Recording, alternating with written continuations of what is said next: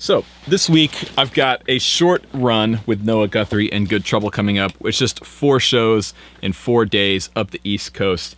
And I'm getting to the point where I'm starting to pack my rig and get everything ready to go. And I realized it's been a while since I've done a what's in my gig bag video. In fact, it's been so long that since the last time I did one of those videos, a lot has changed in my setup and what I carry to and from every single gig. So in today's video, we're gonna talk about what's in my gig bag for 2019 and things I can't gig without.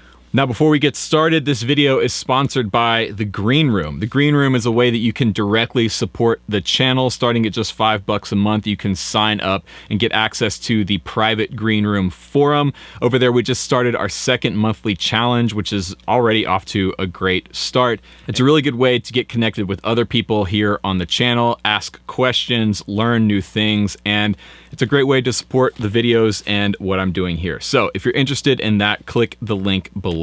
Now, I don't know why, but I really love these everyday carry type videos. I see photography channels post them all the time. In fact, I think Peter McKinnon just did one recently. But I really like seeing people's systems and how they make things work on a day-to-day basis. It's really unique to each person, but every time I watch one of those videos, I feel like I gain something new.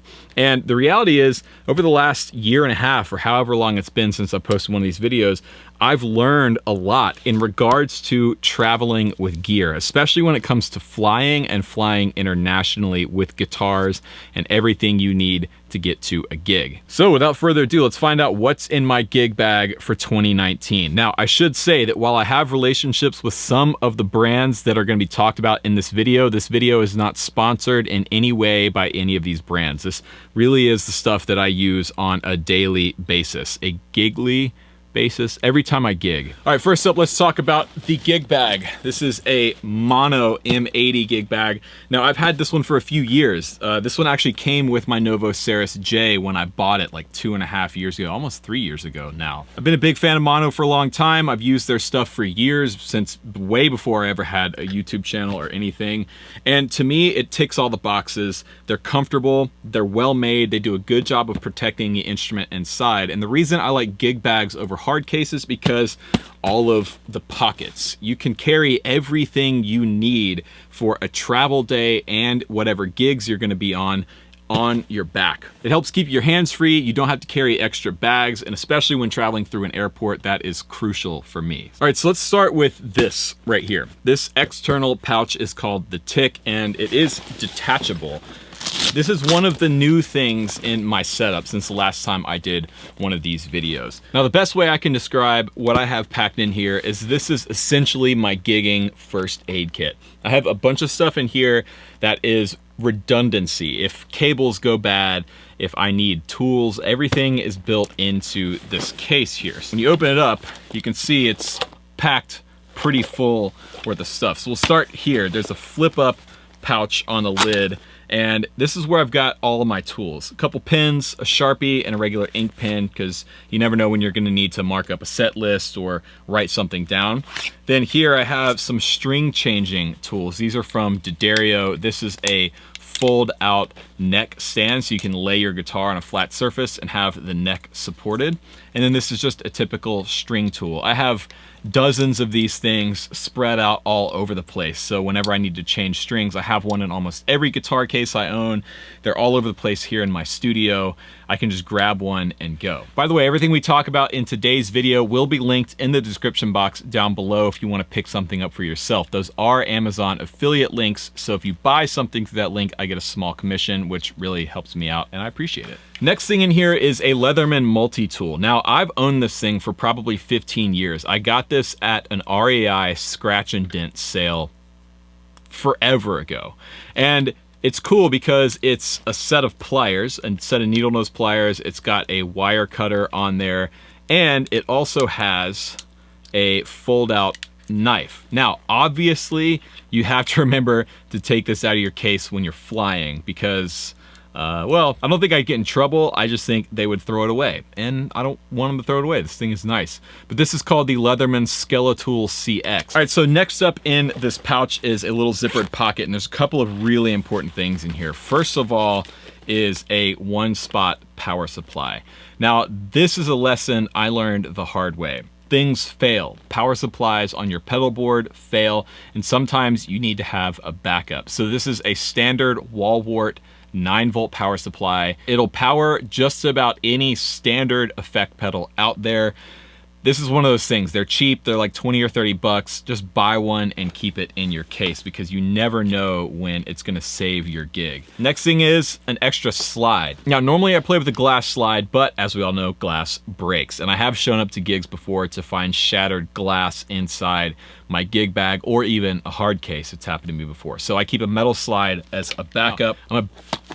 And I also have a backup capo in here. Now, I'm a big fan of the G7th capos, and this is basically the updated version of the standard G7th capo. And this one's called the Art Series, and they were nice enough to put my RS logo on it for me, which is very, very cool of them. So I have 2 of these, a silver one and a black one.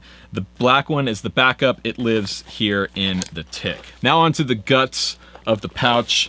Obviously, strings are important. I always carry probably 3 sets of extra strings with me. Just standard 10 to 46 NYXLs. They're fantastic. Now, continuing on with the utility thing, this is an extension cord. Now, I have no idea where I got this thing. I've had it for years, but I really like the end of it. It's like this regular kind of rounded sort of wall plug end. And this thing's plenty long. It's probably 8 feet long. Now, this thing has saved me so many times, especially on club dates where there might not be good power options on stage. I can run my pedal board around to where I've got my amp plugged in. I mean, it really is a useful piece. Now, next up are a few things that I use because I film videos, but these are things that I would actually encourage you to get in your case, whether or not you're using them to film yourself.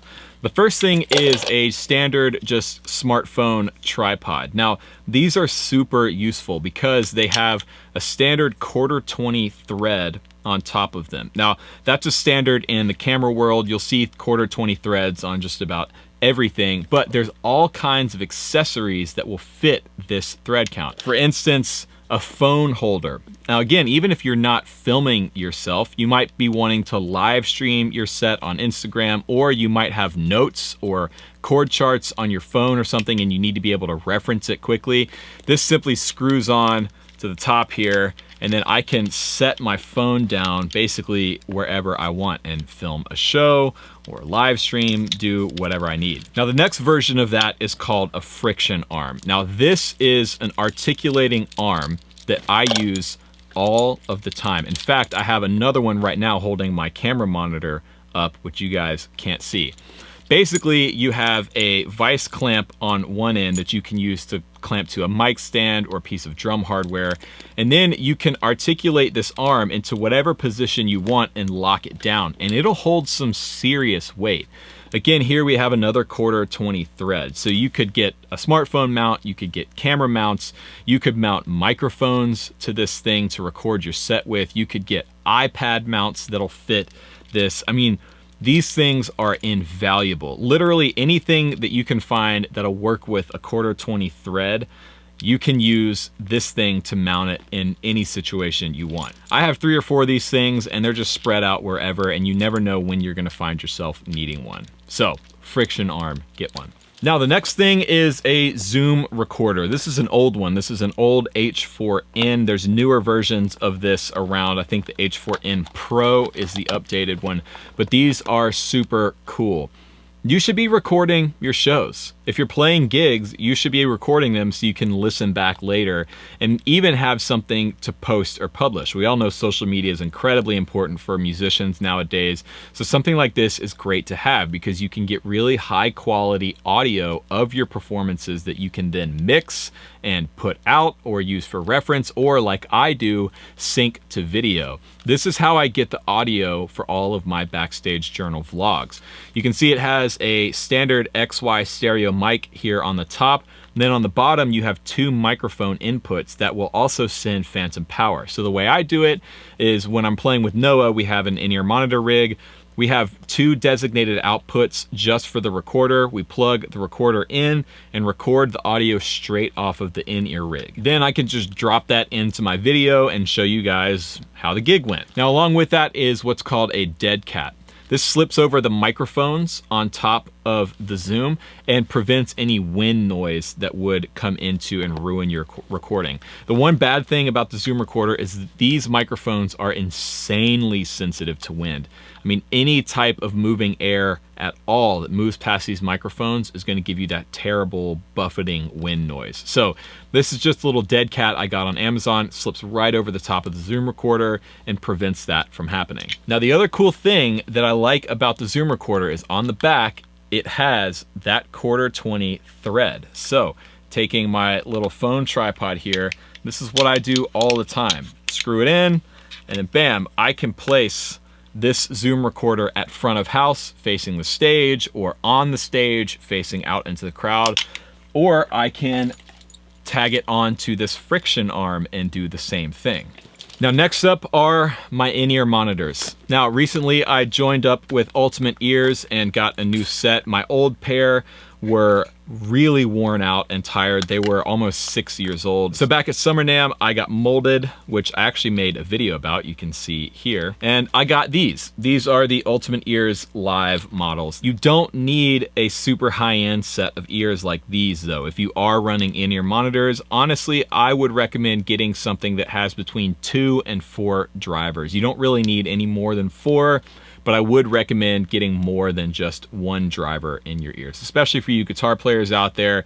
I think getting a set of dual drivers or triple driver in-ear monitors, if you're using in-ears a lot, is a great option. The thing to remember with in-ear monitors is they only sound as good as your in-ear monitor mix. They come in a nice little round case like this, and they stay in the tick. Now, next up is the newest addition, and that is the Strymon Iridium. Now, I'm sure a lot of you are familiar with what this pedal is, but if you're not, this is basically an amp and a cab in a pedal. I just put out a video on this a couple of days ago, which you can see here.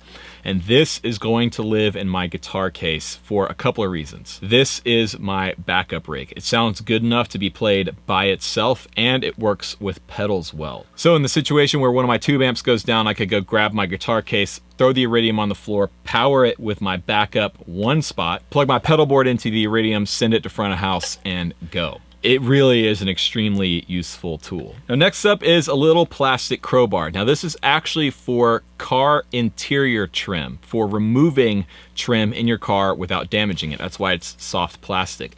I use this for my pedal board. The pedals on my board are secured with dual lock, not Velcro, which means you can't pull the pedals off by hand. You have to have a tool. So I have a few of these around. They're super cheap.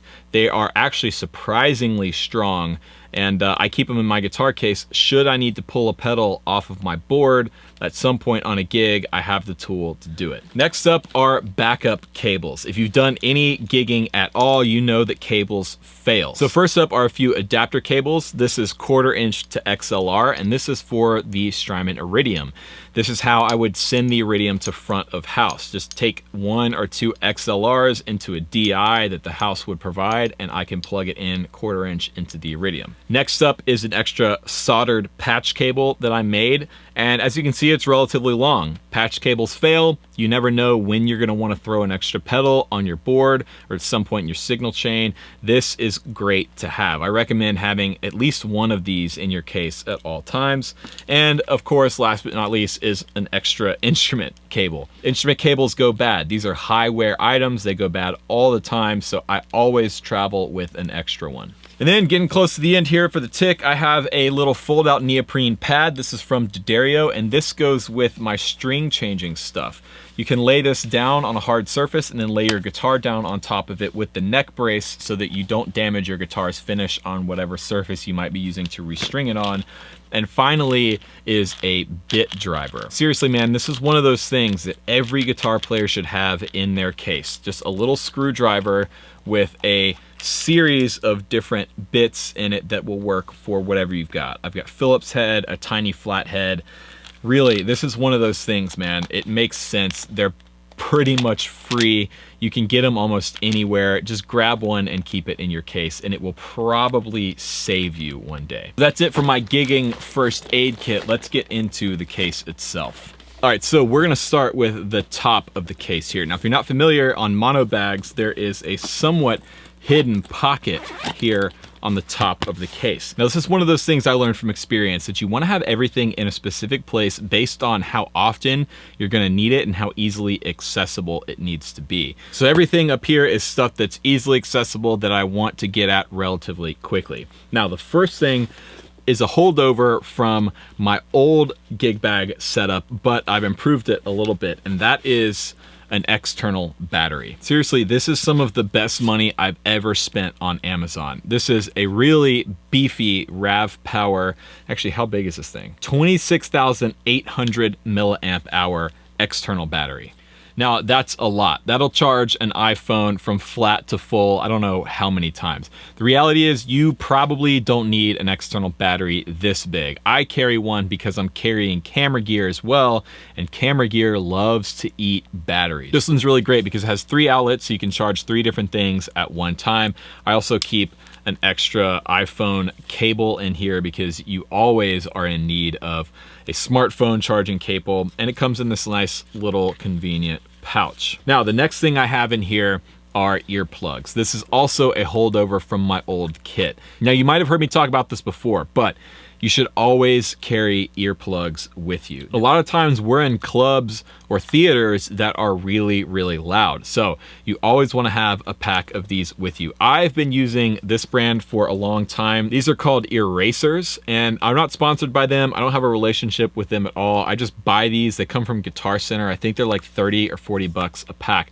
But these are some of the best generic, non-molded earplugs I've found. As you can see, they're just a silicone earplug, but what's cool about them is they do a good job of filtering out the sound so you don't lose any of the harmonic information.